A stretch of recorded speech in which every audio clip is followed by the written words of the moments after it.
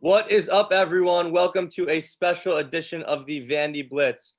We at the Vandy Blitz are privileged today to have with us Minnesota Vikings Pro Bowl wide receiver Adam Thielen. Adam has played for 7 seasons in the NFL, all with the Minnesota Vikings.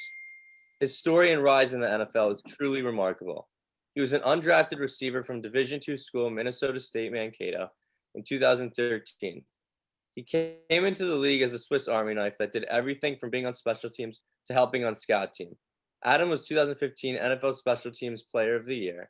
Now he is a 2-time Pro Bowl wide receiver that holds the 7th most receiving yards in Vikings history and is one of the most sure-handed players in the game. In the 2020 NFL season, Adam had 14 receiving touchdowns, which was the 3rd most in the NFL. Adam, we are 5 freshmen from Vanderbilt University that are big admirers of you, and we are so grateful you could join us today. Because we're so excited to have you on, we're just going to jump right into questions, if that's okay with you. Sounds good. So my first question is, I know you're fresh off a uniquely challenging season.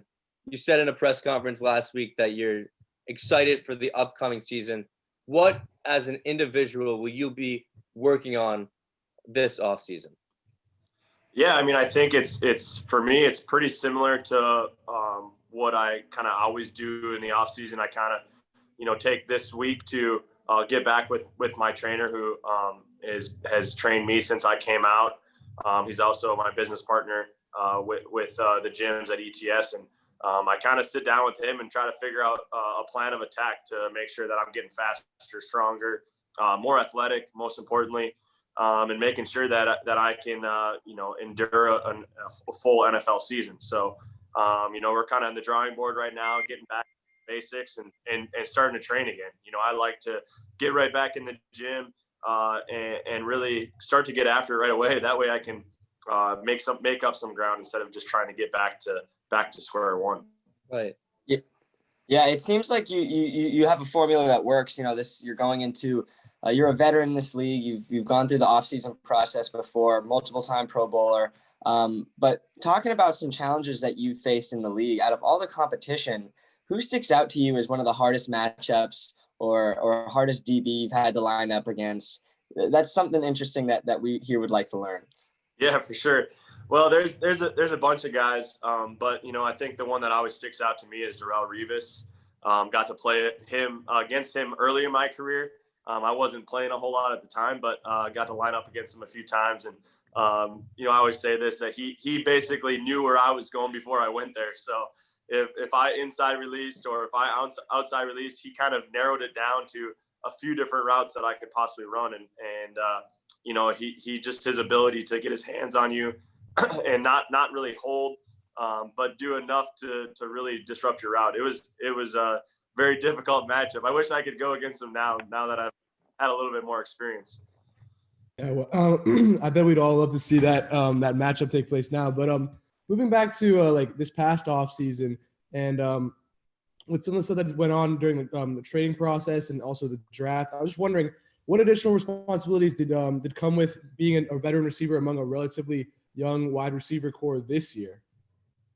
Yeah, honestly, not much changed for me because that's kind of what I love to do. I love to teach. I love to be around the guys and help them out, learn from them as well. That's always something that I've really enjoyed doing. So not really much changed for me. I got to just be able to be a sounding board if they had any questions, if they had anything that they wanted to bounce off me. And then if I ever saw anything, I would make sure that to communicate that. To talk about, different things if they have this route or that route or there's a different matchup or somebody I've gone against and I knew that they were going to maybe match him. I could kind of give some advice there, but mostly just trying to be a sounding board. If they ever came to me with anything, I'm more than happy to share my thoughts and maybe sometimes too much. Yeah, that's awesome. I've always been the same way in sports, just trying to teach other people, even if I wasn't one of the older guys or whatever. But I have another question for you. So I just want to start off by saying that I don't know if you know this, but your 40 time and your 3-cone drill time that you did in the regional combine would have placed top 20 in the NFL combine. So first of all, that's very impressive.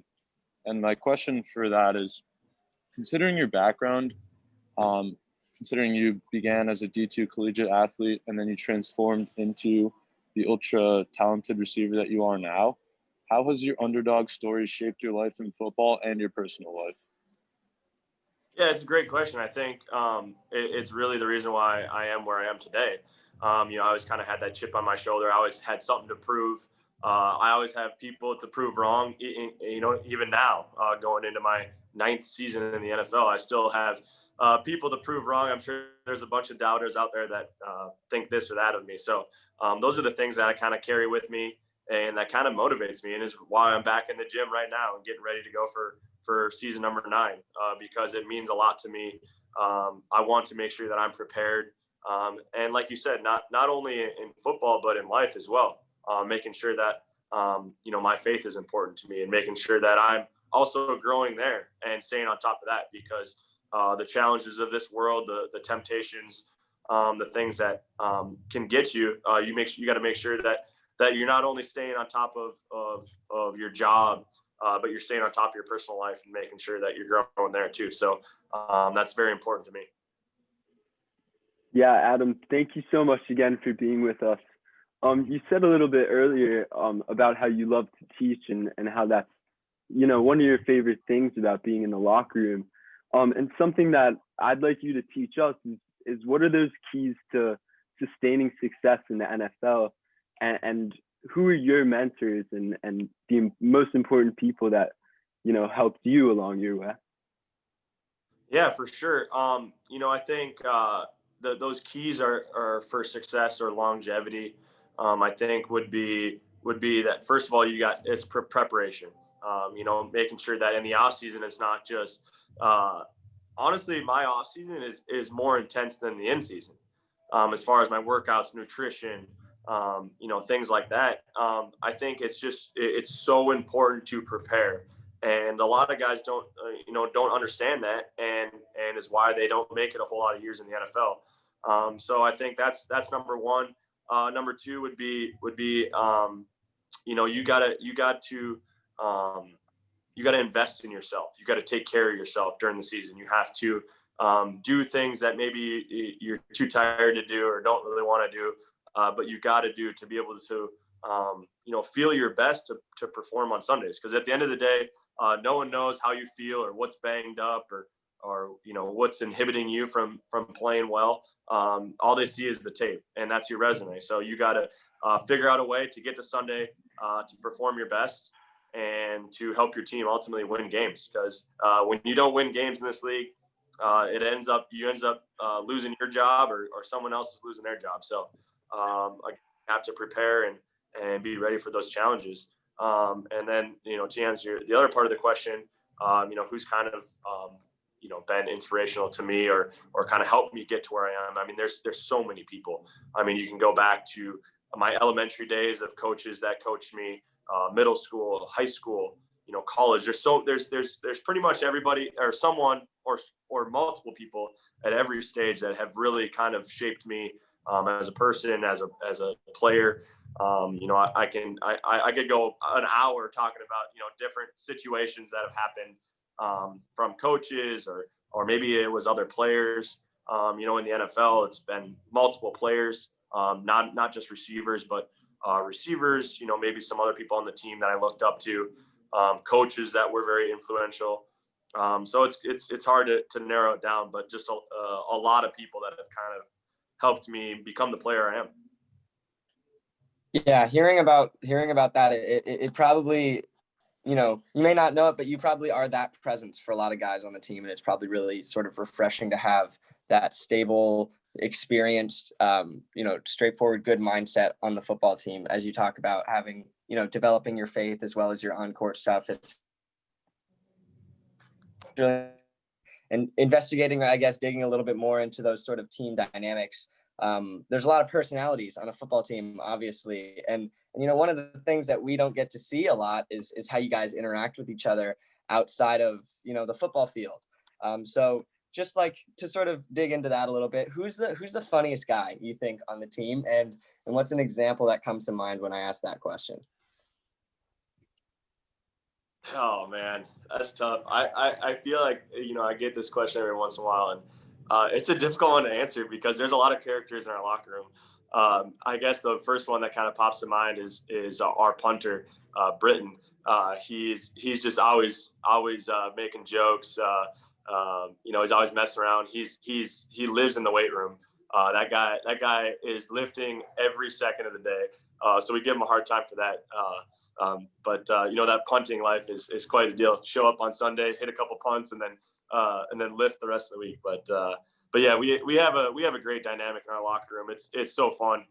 This year's been probably that's been a challenging part about this season, just because you couldn't spend a whole lot of time together. You couldn't really congregate and do those things that you kind of normally do throughout a season. We have a tradition that when we go on the road, usually the O-line, quarterbacks, some of the receivers go to dinner, and we go to a steakhouse. The rookies have to find a steakhouse for us and make a reservation, and then we go there, we hang out, we just kind of talk and get to know each other. It's been really fun. So obviously this year we weren't able to do that. We had to have dinner by ourselves in our room. So a little bit different, but definitely those are things that when I'm done playing, I'll definitely miss. Yeah, we just have 2 more questions for you. One is obviously to see how your whole season and your career is totally elevated. We just want to know, what was your welcome to the NFL moment when you knew you made it, or when you knew you got there? Do you have one specific moment in mind? Yeah, I don't really know if I have a moment where it was like, wow, I'm in the NFL. I think when I first got my first start and was able to really play as a full-time starter in the NFL was probably my moment where I was like, all right, like this is the real deal. Like, it's go time, it's kind of an interesting thing. People always ask what was it like when, you were informed that like you made the team for the first time? And like, me coming from like we talked about being undrafted, coming from a D2 school, the chances of me making the team were, less than 1%. So when I actually, made it, that was obviously a good feeling. But the crazy part about the NFL is you don't really know if you made it or not. Like they're not going to give you a call and be like, hey, like, just so you know, you're on the 53-man roster. It's not like that in the NFL. It's basically no call is a good thing. So you kind of show up on that Wednesday of week 1, and if you haven't been cut by then, you probably made the 53-man roster. So it's kind of an interesting thing. But definitely was a really special moment for me to get into that first game. I was playing special teams, but man, what a feeling to be out there, first NFL game, being able to strap up a helmet that I dreamed about wearing when I was a little kid, and trying to emulate Randy Moss and Chris Carter and those guys, and watching Vikings since I was 5 years old. So pretty cool. Yeah, and our last question is, obviously you're a terrific football player, but what some people don't know is you're an avid golfer. I think you're a scratch. I just want to know, what will you be doing this offseason to improve your golf game? Or do you just like get to go out there and just hit around and you're just, yeah. That's a great question. Yes, I love to play golf. I've actually been in my simulator practicing up, trying to get ready. So I've been in there every day since the season was over.